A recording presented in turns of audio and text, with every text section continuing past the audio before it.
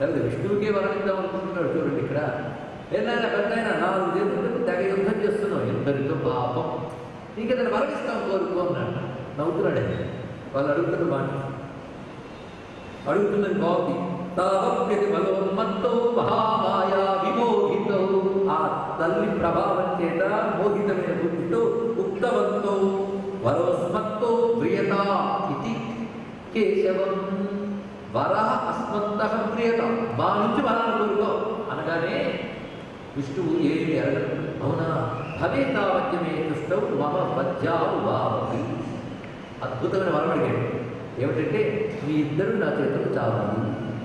ఇది అంటే అదే మనం తీసుకున్న కోరిక మనం ఏమంటామి, ఇచ్చిన వాడు వెనక్కి తీసుకుంటా, ఏంటి మనం అద్దానం చేసేమంటే నిలుపుకుంటాం అది చెప్పారు. ఇక్కడ మేము మేనిఫెస్టోలో ఏం చెప్పామో అదే చేస్తాం అన్నారు వాళ్ళు ఇద్దరు కూడా. ఏమని తప్పకుండా నీ చేతులు చావాలి మానేస్తాం కదా. కానీ వంచితాభ్యాం, అయ్యో మోసపోయేది అనుకుని ఒక పని చేశారు. సరే నీ చేతులు చేస్తాం, అయితే ఒక పని చేయి, ఎక్కడ జలము లేదో అక్కడ మమ్మల్ని చంపు అన్నారు. చాలా తెలివిగా ఆలోచించారు. దీన్ని చావులేదు. ఏమని వాడు చుట్టూ ఒకసారి చూసేస్తాడు. సర్వభావమయం జగత్తు, ప్రపంచమంతా జలమయంగా కనబడుతుంది. కానీ జలం లేని చోట ఒక్కట్లేదు ఉన్నట్టు ఉంటుంది. మీతో చెప్తాం, సరే నేను చంపదు కానీ నీరు లేని చోటు చంపు అని ఇద్దరు ఒకరికొకరు చూసి ముడిచిపోతున్నారు. మరి అడిగేగా మరి మనం తప్పలేడు. ఆయన వీడు మేధావి అంటే మహామేధావి, వేదాన్ని విక్రమక్రమ అని భగవంతుడికి టోకరా ఎవరు పట్టలేడు. తెలుసుకోండి, నువ్వు ఎంత తెలివితేటలతో దుర్మార్గం చేసినా నిన్ను మించిన తెలివితేటలతో నడిచేస్తాడు తెలుసుకో. వెంటనే భగవంతుడు సరే మీరు చెప్పినట్టు మీ షరతులకు లోబడే నేను అనుకుని పని చేస్తాను అని ఒక్కసారి తన శరీరాన్ని పెట్టాడు స్వామి. అద్భుతంగా ఆవాం జగన్ యంత్రోర్వి సరివేణ పరికృత తదీత్యుక్వా భగవతా శంఖచక్ర గదామృత కృత్వా చిక్రేణ వైచ్చిన్నే జఘనే శిరసి తయో. ఒక్కసారి తను పెరిగి శరీరాన్ని పెంచి వాళ్ళిద్దరిని తొడపై పెట్టుకుని చక్రంతో నడిపారు. ఇక్కడ నీరు నడుపుకున్నారుగా అందుకు తొడపై నడిపెట్టున్నాడు మా మాట్లాడు. ఇక్కడ ఈ విధంగా మధుకైటవ సంహారం జరిగింది. ఎవరు చేశారు? అమ్మవారు. ఇంత విష్ణు ప్రతిభేమైందండి. ఆయన కదా చేశాడు అంటే ఆయన చేత చేయించిన శక్తి ఏదో ఆ నదికి మనం నమస్కారం చేసుకోవాలి. ఇక్కడ అది ఏవమేషా సముత్పన్నా బ్రహ్మణా సంస్కృతా స్వయం ప్రభావమస్యాదేవ్యాస్తు భూజశృణువదానితే. ప్రథమ చరిత్ర దీంతో మొత్తం ఒక మహాచరిత్ర పూర్తి చేసుకున్న మహాకాళి అయిన జగదంబ, ఆ పరాశక్తి పరదేవత ప్రియత మనల్ని ప్రసన్నురాలే అనుగ్రహించుగాక. నమస్కారం చేసుకున్నాం. ఏమిటి ఎదురు చెప్తున్నది? ఆ చెవిలి గురువులోంచి రావడం ఏంటండి అంటే భగవంతుడు కూడా అలాంటి ఉంటాయా అంటే పరిశీలించబట్టున్నాడండి. మన లోపల చైతన్యం లేకపోతే మంచి లేదు చెడు లేదు, రెండు లేదు కదా. ఆలోచించండి. మన నిద్రపోయామంటే లోపల చైతన్యం ఉండాలి, మేల్కొన్నామంటే చైతన్యం ఉండాలి, కామక్రోధాలతో విడిసిపడి గొడవలు పెట్టామంటే చైతన్యం ఉండాలి, ప్రశాంతంగా కూర్చొని ధ్యానం చేసి జ్ఞానం చేసామంటే చైతన్యం ఉండాలి. అవనా లేదా? కనుక నిద్ర బద్ధకము ఇవన్నీ తమో గుణాలు, గొడవలు కోరికలు దుఃఖాలు రజోగుణాలు, జ్ఞానము తెలివి ధర్మము సాత్వికుడు కదా. ఈ 3 గుణాలు ఉండాలంటే చైతన్యం అనేది ఉండాలి కదా. అలాగే చైతన్యమే నారాయణుడు. ఆయన అన్నాడు ఆయన నుంచి 3 గుణాలు వచ్చాయి, కానీ ఆయన 3 గుణాలు లేవు. ఆయన వల్ల 3 గుణాలు ఉంటాయి కానీ 3 గుణాలు నచ్చిన ఆయన అంటావు. అలాగే మనలో చైతన్యం ఒకటి ఉంటుంది, దానివల్ల మన మనస్సులో 3 గుణాలు పనిచేస్తుంటాయి, కానీ ఆయన 3 గుణాలకు అతీతం. ఇది తెలుసుకునే పరిచయం మొత్తం తత్వం అంటే ఇందులో చెప్పారు. గ్రహించగలిగే శ్రోతలు ఉన్నారు కనుక ఆఖరికి చెప్తున్నాయి. ఆ రజోగుణ తమో గుణాలు రెండే మధు కైటభ. ఆ సత్వగుణమే బ్రహ్మదేవుడు. అందుకే సత్వగుణం బ్రహ్మదేవుడు. సత్వా సంజాయితే జ్ఞానం కదా. తనకి జ్ఞానము తెలివితేటలని బ్రహ్మదేవుడి పైన కూర్చున్నారు. మరి ఆయన నుంచి పుట్టాడు. మధుకైటవుడు ఇద్దరు రజోగుణ తమో కూడా ఆయన నుంచి వచ్చాయి. అయితే చైతన్యం ఎప్పుడు సాక్షిభూతంగా ఉంటుందే తప్ప కలగ చేసుకోదు. అది నారాయణ కూడా అలా ఉన్నాడు అంతే. ఆ చైతన్యం నీ లోపల నిద్రిస్తున్న ఈశ్వర చైతన్యం జాగృతి చేయాలి అంటే నీలో బ్రహ్మదేవుడు మేల్కొన్నారు. అందుకే బ్రహ్మదేవుడు ప్రార్థన చేశాడు. అలాగే మనలో రజోగుణ తమో గుణాలు ఇప్పుడు భగవంతుని ప్రార్థించాలనుకోవు. వారి పని గోడ పెట్టడం, గొడవ పెట్టడం, నిద్రపోవడం తప్ప మనకు పర్లేదు. భగవంతుని ప్రార్థించాలనుకోలేదు మనలో బ్రహ్మగారే. అంటే మనలో సత్వగుణం ఉంటేనే భగవంతుని ప్రార్థించాలనిపిస్తుంది. రాముడిని ఆశ్రయించాలన్నది విభీషణుడు పుట్టింది కానీ రావణ కుంభకర్ణుడు పుట్టలేదు. సత్వగుణానికి బుద్ధి పుడుతుంది భగవంతుడిని ఆశ్రయించాలని. కనుక మనలో రజోగుణ తమో గుణాలు రెండు ఏం చేస్తాయంటే బ్రహ్మని పీక్కుతుంటున్నాయి. అంటే అర్థం మన తెలివి దాటాలని పీక్కుతుంటాయి మన రజోగుణ తమో గుణాలు. వీటి బారి నుంచి బయట పడలేక మనం ఏం చేయాలంటే మన లోపల నిద్రించినటువంటి ఈశ్వర చైతన్యాన్ని మేల్కొల్పాలి. ఆ మోహ నిద్రా రూపంలో ఉన్న ఆ తల్లిని యోగ నిద్రా రూపంగా భావన చేస్తూ మేల్కొల్పితే ఆ తల్లి నీ లోపల ఉన్న ఈశ్వర చైతన్యాన్ని జాగృతి చేస్తుంది. ఆ లేచిన ఈశ్వర చైతన్యం నీలో ఉన్న రజోగుణ తమో గుణాలను నశింపజేసి నీకు ముక్తినిస్తుంది. ఈ మొత్తం కథంతా రజోగుణ తమో గుణాన్ని బతుకేటప్పుడు బ్రహ్మదేవుడు సత్వగుణం. ఇప్పుడు అర్థమైంది కదా. దీన్ని బట్టి పురాణ కథలు ఒకప్పుడు జరిగిన కథలు కాదు, ఇప్పుడు మనం జరిపించుకోవలసిన కథలు. కనుక రాక్షసులు అక్కడ ఉన్నారు, చుట్టూ చూడకండి, ప్రతి వాళ్ళు ఉన్నాడు. రజోగుణ తమో గుణాలే ఇంకా శరీరానికి ఇంత వయస్సు వస్తున్నా ఈర్షలు, అసూయలు, రాగద్వేషాలు, కామక్రోధాలు వదలట్లేదు. ఇదంతా రజోగుణం. ఏది చెప్పినా లోపలికి వెళ్ళట్లేదు. ఇంకా బద్ధకం, రేపటి నుండి సాధన చేద్దాం, అప్పుడు అదే మాట. మళ్ళీ ఏడాది తర్వాత అన్నారు కదా రేపటి నుండి అన్నారంటే అవునంటే అప్పుడే గోడ మీద రాసేసారు రేపటి నుంచి అన్నాడు. ఏంటి ఇంకా చేయలేదంటే చెప్పాడు కదా రేపటి నుంచి అన్నాడు. ఎప్పుడు చేసినా గోడ మీద చూపుతున్నాడు. ఏంటి రేపటి నుంచి ఈ వాయిదాలు వేస్తూ నిద్రకు లోనైపోయి ఉన్నదంతా తమో గుణం. ఈ రెండింటి వల్లే భగవంతుని తెలుసుకోలేకపోతున్నాం. అప్పుడు ఏం చేయాలంటే నీ సత్వగుణంతో భగవంతుడిని ఆశ్రయించు, ధ్యానించు, ఆయన శక్తిని ప్రార్థించు. ఆ శక్తే ఆ నిద్రావణమైన ఈశ్వర స్వరూపాన్ని దర్శింపజేయగలదు. ఆ ఈశ్వర స్వరూపం సాక్షాత్కరించిందా నీ జ్ఞానం ఆ పరమాత్మ జ్ఞానంగా పండిపోతుంది. బ్రహ్మజ్ఞానం అయిపోతాడు. ఇక రజోగుణ తమో గుణాలైన మధుకు ఎట్టుబడిపోతారు. ఏంటో రాక్షసులు జంటలు. రామాయణంలో రావణ కుంభకర్ణుడు, అంతకుముందు హిరణ్యకశిపుడు, ఇప్పుడు మధుకేటుడు, ఆ తర్వాత చండముండుడు, శుంభనిశుంభుడు. ఏమిటో ఆశ్చర్యకరమైన అంశం. అంటే దీంట్లో మీ కథలైన ఆయన అని చెప్తున్నాడు ఇక్కడ. అయితే మధు కైటభ అనే మాట చాలా అందమైన మాట. మధు అంటే ఏంటో తెలుసా? తేనె అంటే తీపి అని అర్థం కదా. తీపి చుక్క ఒక్కటి వేస్తే కీటకాలు అనేవి వస్తాయి, అవునా కదా. ఒక్క తేనె చుక్క వేసి చూడండి, బోగొళ్ళకి కీటకాలు వచ్చేస్తాయి. కనుక ఒక్క తేనె వల్ల కీటకాలు వస్తాయి. కీటకస్య భావం కీటభవం, కీటక బాహుళ్యం, కీటవత్ భాతి కీటభవం, కీటభస్య భావం కైటభవం అని నిర్వచనం, వ్యుత్పత్తి. అంటే ఏమిటంటే కీటకములు బహువచనం, తేనె చుక్క ఏకవచనం. కనుక ఒక్క ఏకవచనం బహువచనం. కనుక అహం నేను ఒక్కటే, మమ ఎన్నో కదా అన్నాడు. ఇక్కడ మమకారాలు ఎన్నో. నా మిత్రుడు, నా శత్రుడు, నాకు ఇష్టమైన, నాకు ఇష్టం లేని ఎన్నున్నాయండి. మీరు టైం ఇవ్వాలి కానీ బతుకంతా చెప్పగలగండి అంటారు ఇక్కడ. కనుక కీటకాలలాగా మమకారాలు ఎన్నో ఉన్నాయి. మమకారం లాంటి కీటకాలు ఉండాలంటే నేను అనే తీయని ఒక్కటి చెప్పుకుంటే మమకారాలను కీటభావాలు వస్తాయి. ఈ అహంకార మమకారాలే మధు కైటములు. వాటిని సంహరిస్తేనే జ్ఞానం, అదే మోక్షం. అది ఆ మహాకాళి ఇవ్వగలదు.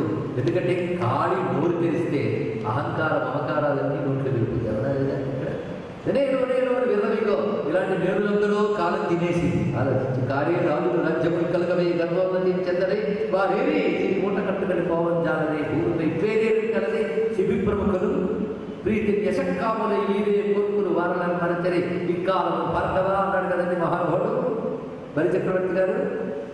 కనుకనే ఎంతమంది పోయారు, విడిపోయారు. నేను ప్రతి అడుగంత కావాలంటే బాబు ఆ నేను పేరన్నారా లేదా పేరన్నారు. ఈ పేరే ఎవరి పెడితే వచ్చింది. ఈ స్వరూపం ఏంటో నీకు తెలియకుండానే ఆయుష్ అయిపోతుంది. లేదు కూడా అహంకారం కొన్న కప్పి మంట పోతాం. ఈ మమ్మల్ని మాత్రం పిల్లయ్యా రోజు కూడా మారిపోతున్నది. మొన్నటి వరకు మా అమ్మ మా నాన్న పెళ్ళయ్యగా రెండిపోయింది. నా పిల్లలు నా పిల్లలు నా మనవుడు కొత్త మొహం తయారు. పైగా వాడు సరిగ్గా చూడట్లేదు, నన్ను వాడు పేడిపిస్తున్నాడు, నన్ను వాడు ఆనందించింది. మమకారం వాళ్ళంతా కీటకాల. కనుక నేను తేనె చుక్క, మమ కీటకాలు.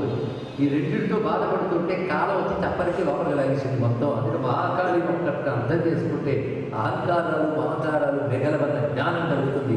ఆ జ్ఞానం ఒక్కటి కలిగితే లోపల ఉన్న ఈశ్వర చేతిని జాగృతి చెంది నీకు ముక్తి ఇస్తుంది. ఇదండి మొత్తం కథ. ఇంత అద్భుతమైన సంకేతం కథలో దాగి ఉంది. అందుకు మధుకైటవ సంహారం చేసినటువంటి జగన్మాత మహాకాళిదేవి నమస్కరిస్తూ పెద్దలు ఏం చెప్తారంటే ప్రథమ చరిత్ర, మధ్యమ చరిత్ర, ఉత్తమ చరిత్ర. ప్రథమ అంటే మధ్యమ చెప్తున్నాం. దాని 3 పారాయణకేంటి మూడు పారాయణ చెయ్యలేకపోతే మధ్యమ చరిత్ర ఒక్కటి పారాయణ చేస్తే మొత్తం సప్తశతి పారాయణ చేసింది అన్నారు. మరాలాంటి మధ్యమ చరిత్రలో అమ్మవారు ఆవిర్భావ ఘట్టం అత్యద్భుతమైన ఘట్టం. అది వింటూ ఉంటే అమ్మ ఆవిర్భవిస్తారు. అది ఆవిర్భవించాలంటే నువ్వు ఇలా చెప్తే నేను విన్ను, నేను రాను, నువ్వు యాగం చేయి, యాగం చేసిన చోట జ్ఞాన యాగం చేయి, అక్కడ నేను వస్తాను, నువ్వు అనుకున్నట్టు దుష్టశక్తులు మొత్తం నాశనం చేసి భారతదేశాన్ని సనాతన ధర్మాన్ని కాపాడుతాను. నేను అక్కడ పుడుతున్నప్పుడు ఇంకొక చోట దుష్టశక్తులు వాగుతున్నా వాటి పని కూడా నేను పడతానని చెప్తుంది అమ్మవారు. ఇప్పుడు రెండవ చరిత్రలోకి ప్రవేశిస్తున్నాం. దీన్ని మధ్యమ చరిత్ర అంటారు అని చెప్తున్నాం. అయితే మంత్రశాస్త్రాల్లో దీని వ్యవహారం మహాలక్ష్మి, ఇందుకు చెప్పినది మహాకాళి, ఇప్పుడు మహాలక్ష్మి. ఇది కేవలం తర్వాత వచ్చిన తంత్రాల వ్యవహారం. కానీ దేవీ మహాత్మ్యం అనబడే చండీ సప్తశతులు కానీ మాత్రము ముగ్గురు కూడా దేనికదే పరిపూర్ణమైన దుర్గాస్వరూపం అని గ్రహిస్తూ ఇప్పుడు ఆ రెండవది దివ్యమైనటువంటి మహాచరిత్రలోకి ప్రవేశిస్తున్నాం. దీని గురించి విశేషంగా శాస్త్రాల్లో చెప్తూ అన్నీ చేయలేకపోయినా ఒక్క మధ్యమ చరిత్ర అయినా పారాయణ చేస్తే చాలు అన్నారంటే ఎంత విశేషం ఉన్నది దీంట్లో. ఋషిరువాచ దేవాసుర మహోద్యుద్ధం పూర్ణమబ్దశతం పురా మహిషేసురా నామధిపే దేవానాంచ పురందరే. పూర్వకాలంలో మహిషాసురుడు రాక్షస ప్రభువుగా, ఇంద్రుడు దేవతల ప్రభువుగా ఉండగా దేవాసుర సంగ్రామం జరిగినది. అది కూడా పూర్ణమబ్దశతం పురా, పూర్తిగా 100 సంవత్సరాల కాలం జరిగింది అంటున్నారు. ఇక్కడ 100 సంవత్సరాల కాలం అంటే బహుకాలం అని అర్థం. ఇక్కడ బహుకాలం జరిగింది దేవాసుర సంగ్రామం. ఆ దేవాసుర సంగ్రామం ఇప్పుడు అసురుల పక్షాన నాయకుడెవరు? మహిషాసురుడు. దేవతల పక్షాన యథావిధిగా ఇంద్రుడే. అయితే ఆ యుద్ధకాలంలో రాక్షసుల యొక్క బలం చేత దేవసైన్యం ఓడింపబడింది. మన పురాణాల్లో దేవాసుర సంగ్రామ గాథలు చాలా విస్తారంగా చెప్పబడుతూ ఉంటాయి. ఏ పురాణం వెతికినా ఇంచుమించు ఇవే కథలు కదా. అంతేకాదు ఇతిహాసాల్లో మాత్రం ఏముందండి, రామాయణం అంతా దేవాసుర సంగ్రామమే, భారతం కూడా దేవాసుర సంగ్రామమే. అయితే మనుష్యుల మధ్య జరుగుతున్నట్లు కనబడుతుంది కానీ దేవాంశలే అక్కడ కొందరు రాజులుగా, అసురాంశులు మరికొందరు రాజులుగా ఉంటూ ఉంటే ఎప్పుడు దేవపక్షం వహించేటువంటి ఈశ్వర స్వరూపమైన నారాయణుడు అక్కడ దేవతల పాలిట ఉన్నాడు. అది దేవాసుర సంగ్రామమే. అది మన పురాణాలు, ఇతిహాసాలు, వేదములు కూడా దేవాసుర సంగ్రామ గాథల్ని చెప్తూ ఉంటాయి. ఆ దేవాసుర సంగ్రామ గాథలు మనం పారాయణం చేస్తుంటాం కూడా. ఆ మాటకు వస్తే మనందరం పారాయణ చేసే లలితా సహస్రనామ స్తోత్రం ఏంటండి, అది దేవాసుర సంగ్రామమే. దేవకార్య సముద్యత అయిన లలిత అసురులు భండాసురుని నాయకుడిగా స్వీకరిస్తే భండాసురుని సంహారం చేసింది. ఇక్కడ మహిషాసురుడు, తర్వాత రాబోయే కథలో మరికొందరు, ఇలాగా అసురుల పేర్లు మారుతూ ఉంటాయి. కానీ దేవాసుర సంగ్రామం మాత్రం జరుగుతూనే ఉంటుంది. ఇక్కడ కొంచెం లోతుగా ఆలోచించవలసిన అంశం ఉంది. ఈ ఉపోద్ఘాతం చాలా అవసరమైనది. ఈ దేవాసుర సంగ్రామం అనే దాని అంశం ఏమిటో గ్రహించే ప్రయత్నం చేద్దాం. దీన్ని 2 రకాలుగా గమనించవచ్చు. ఒకటి విశ్వం రక్షణ, రెండవది జీవుడి యొక్క మోక్షంకి. ఈ రెండింటికి ఎలా పనికొస్తాయి?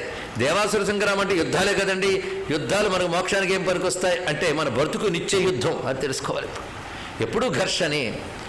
ఈ ఘర్షణ 2 రకాలుగా ఉంటుంది. బాహ్య ప్రపంచంలో, ఆంతరిక ప్రపంచంలో కూడా ఘర్షణ ఉంటుంది. బాహ్య విశ్వంలో కూడా దేవాసురులు కొట్టుకుంటూ ఉంటారు. మన అంత ప్రపంచంలో కూడా దేవాసురులు కొట్టుకుంటూ ఉంటారు. దేవాసురులు అంటే ఏంటో కాదు, ఇది తెలుసుకునే ప్రయత్నం చేయాలి. ఇది ఒక్కడ తెలిస్తే మొత్తం పురాణాల్లో ఉన్న దేవాసుర సంగ్రామాలన్నీ అర్థమవుతాయి. అప్పుడు అర్థమవుతుంది. అప్పుడెప్పుడు అమ్మవారు అసురులను సంహరిస్తే ఇప్పుడు మనం ఎందుకు పారాయణ చేసుకోవాలి ఇప్పుడు అర్థమవుతుందని ఇక్కడ. ఎందుకంటే అసురులు ఇంకా చంపబడలేదు తల్లి రామ్మ అని పిలవడం కోసం ఇది అర్థమవుతున్నది ఇక్కడ. అందుకు ప్రతి ఏడాది మనం పారాయణ చేసుకుంటున్నాం. అంటే ఏడాది అమ్మవారిని ప్రార్థన చేస్తూ, అమ్మ నాలో, నా చుట్టూ ఉన్న ప్రపంచంలో విస్తరించిన అసుర శక్తుల్ని నిగ్రహించి సాత్వికమైన దైవీ శక్తుల్ని సంరక్షించి లోకానికి నాకు క్షేమాన్ని కలిగించమ్మా. ఇది మొత్తం మనం చేయవలసిన ప్రార్థన. ప్రతి నవరాత్రుల్లో చేసే యజ్ఞాలు, ఉపాసనలు, అప్పుడప్పుడు చేసే ఇవాళ చేసిన యాగాలు, వీటన్నిటి యొక్క ప్రార్థన ఇంతేనండి. శ్రద్ధగా విన్నవాళ్ళు జాగ్రత్తగా పట్టుకుంటే అడగాల్సింది ఇంతే, మరొకటి కాదు. అయితే అసురులంటే ఎవరు, దేవతలంటే ఎవరు, ఇది కొంచెం తెలుసుకునే ప్రయత్నం చేద్దాం. దేవతలకు ఒక పేరుంది సుర అని. వీళ్ళు అసుర, వాళ్ళు సుర.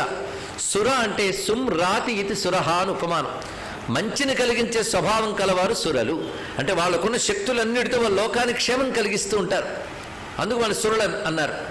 రాక్షసులు ఉన్నారే వాళ్ళకి సహజంగా ఉన్న శక్తులే కాక తపస్సు నుంచి వచ్చిన శక్తులతో కూడా లోకానికి ఆటంకం కలిగిస్తుంటారు, లోక కంటకులవుతారు. అందువల్ల అసురులు అన్నారు. ఇప్పుడు తెలిసిపోయింది సురాసురులు అంటే ఎవరో. మంచిని కలిగించే శక్తులన్నీ దేవతలు, కీడును కలిగించే శక్తులన్నీ అసురులు.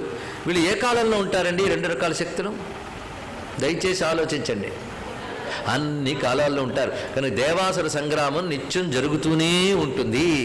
అందుకే భారతీయ మహర్షి దేవాసుర సంగ్రామం రూపంలో విశ్వవిజ్ఞాన రహస్యాన్ని మనకు అందిస్తున్నాడు. ఇక్కడ ఎప్పుడు ఈ ఘర్షణ తప్పదు ప్రతి సమాజంలో కూడా. అయితే సురులకి అసురులకి జరిగే ఘర్షణలో ఇప్పుడు చెప్పుకున్న దాని ప్రకారం లోకానికి మంచి కలిగించే సురులకి, కీడు కలిగించే అసురులకి కలిగే సంగ్రామంలో జయం ఎవరికి కలగాలని మీరు అనుకుంటున్నారు చెప్పండి? సురులకే కావాలి. ఎందుకు? మనం దేవతల పక్షపాతమా? కాదు. వాళ్ళకి ఎందుకు కలగాలంటే వాళ్ళకి జయం కలిగితే ఆ జయంతో లోకానికి మంచి చేస్తారు. అసురులకు జయం కలిగితే ఆ జయంతో వాళ్ళు మరింత కీడు చేస్తారు. ఇప్పుడు ఎలాగో సురాసుర సంగ్రామ కేళిలోనే మనం ఉన్నాం. కొద్ది నెలల పాటు అదే జరుగుతుంది. చూద్దాం ఎవరు సురులో. అమ్మవారిని అడిగితే చాలు, ఎవరు సురులో ఆవిడ చూసుకుంటుంది. మరి సురాసులను పోల్చడం కూడా కష్టం కలియుగంలో. అప్పుడు రాక్షసులను పోల్చవచ్చు, మిడిగిట్లు వేసుకుని కూరలు వేసుకుని ఉండేవారు.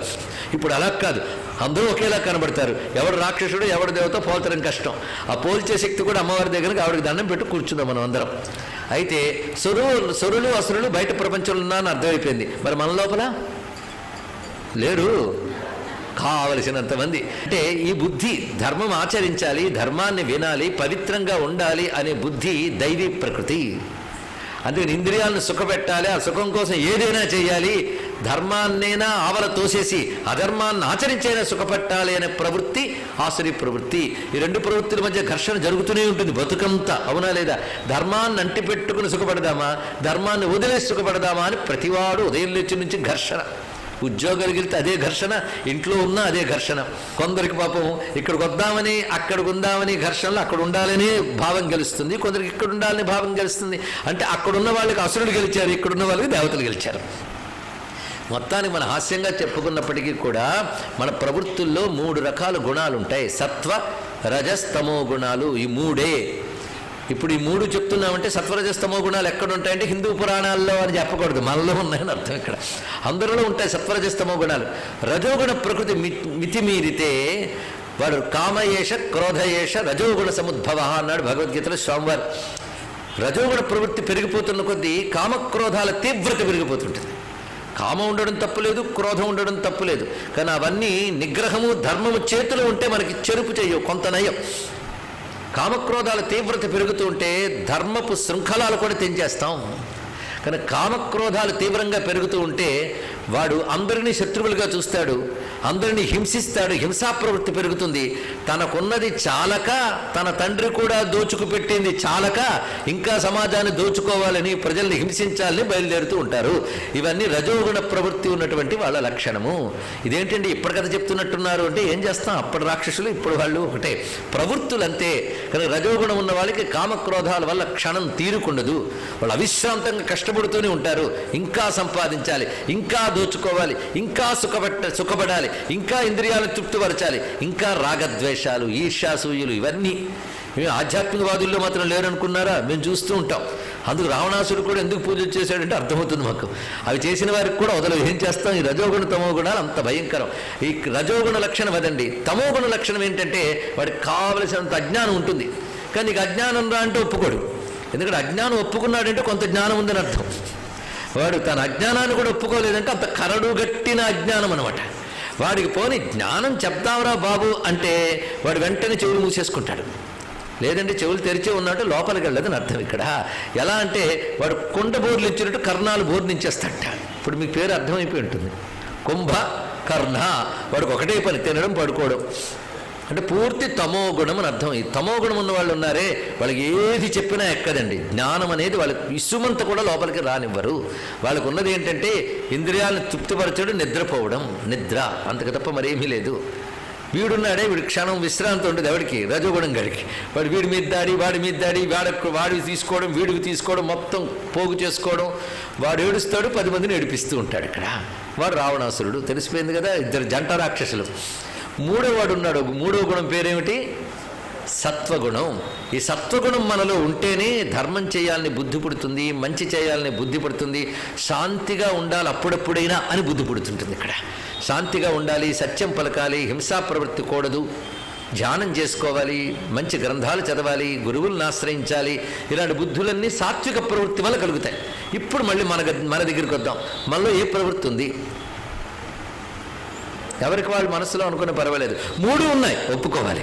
3 ఉన్నాయి, రజోగుణ తమో గుణాలు 2 ఉన్నాయి, సత్వగుణం కూడా ఉంది. కానీ ఎక్కువ ఏది ఉంది? ఒక్కొక్క సమయంలో ఒక్కొక్కటి. ఇప్పుడు అందరిలో సత్వగుణం చాలా బాగుంటుంది, ఎందుకంటే మంచి విషయం వింటున్నాం కదా. ఇది ఇంకా కొంచెం ఆలస్యం చెప్తే, ఎక్కువసేపు చెప్తే అప్పుడు వస్తే ఒక్కొక్క గుణం బయటికి. కానీ మొత్తానికి అందరిలో 3 గుణాలు ఉంటాయి. ఒక్కొక్క సమయంలో ఒక్కొక్కటి మేల్కొంటూ ఉంటుంది, ఇంకోటి తగ్గుతూ ఉంటుంది. 3 ఉంటాయి, ఏం చేస్తాం, తప్పదు. కానీ రజోగుణాలు తమో గుణాల కంట్రోల్లో సత్వగుణం ఉంటే లాభం లేదండి. గొంతు నొక్కేసినట్టు అయిపోతుంది సత్వగుణం గాడికి. వాడి వాయిస్ బయటికి రాదు. ఎలాగంటే లంకలో విభీషణుడిలాగా అన్నాడు. ఇక్కడ లంకలో విభీషణుడికి వాయిస్ లేదు, అరిచాడు, చెప్పాడు, ధర్మం అన్నాడు, ఏం లాభం? అన్నలిద్దరూ నొక్కేశారు. ఒకడు తమోగుణం గాడు, ఒకడు రజోగుణం గాడు. కానీ విభీషణుడి మాట చల్లలే. అలాగే ఈ శరీరం అనే లంకలో సత్వగుణం మాట చల్లదు. ఒక్కొక్కసారి రజోగుణ తమో గుణాలు చెల్లుబాటు అయిపోతుంటాయి. ఇప్పుడు దైవీ గుణం అంటే సత్వగుణం రజోగుణ తమో గుణాల కంట్రోల్ వెళ్ళిపోయిందా లేదా పరిశీలించండి. అయితే ఆధ్యాత్మిక సాధన అంటే ఏమిటో కాదండి, ఒక్క మాట తెలుసుకోవాలి.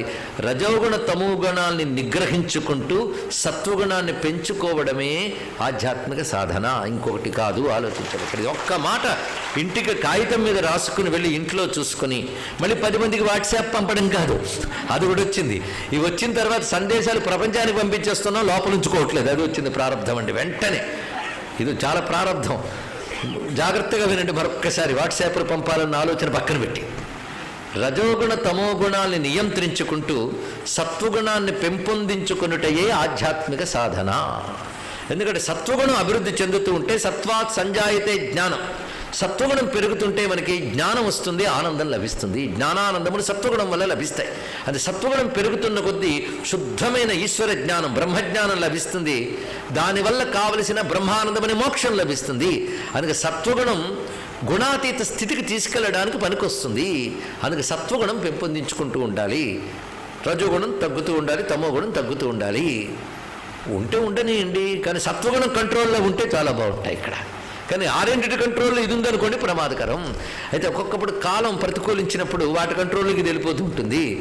అలాంటి దుష్టకాలం వచ్చినప్పుడు మనం కంట్రోల్ చేయలేకపోతున్నామని తెలుస్తోంది. అప్పుడు అమ్మవారిని ఒక్కసారి ప్రార్థన చేసి, అమ్మా ఈ రజోగుణ తమో గుణాలను నిగ్రహించలేకపోతున్నాను, దీనివల్ల నాకు ప్రమాదంగా ఉంది. రజోగుణం పెంచి పెరిగిపోవడం వల్ల శరీరంలో ఎన్ని అనారోగ్యాలు కావట్లేదు, తమోగుణ జనితమైన బద్ధకము, సోమరితనము, నిద్ర ఎక్కువైపోవడం, వీటి వల్ల ఎన్ని శారీరక అనారోగ్యాలు రావట్లేదు చెప్పండి. కనుక ఇది ఆధ్యాత్మిక పాఠం అనుకోవద్దు, జీవితాన్ని తీర్చిదిద్దే అద్భుత పాఠం దేవీ మహాత్మ్యం. పిల్లలు కూర్చుని పాఠం వినాలి.